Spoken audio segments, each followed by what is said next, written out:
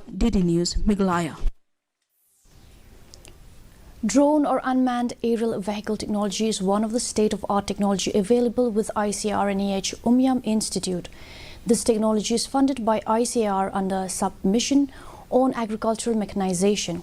The technology can be used for timely spraying of agri inputs like foliar nutrients, growth promoters, that is vermiwash hormones and seaweed extracts, bioformulations, biopesticides, etc. in different crops at different stages over large area without labor intervention. The drone technology has been demonstrated, showcased and sensitized among unemployed youths and women farmers of Ribhoi district. Under the category small for agricultural purposes. So this we procured under the Submission on Farm Mechanization funded by this ICAR extension SMD. So we got through from Atari Umiam.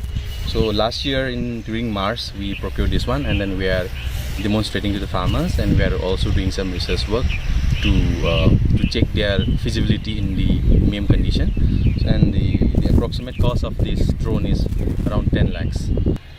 Because of high rainfall, lot of nutrients are leached off. So that's why plants, when it has come to active growth stage, the most of the nutrients required by the plants are not available to the plants.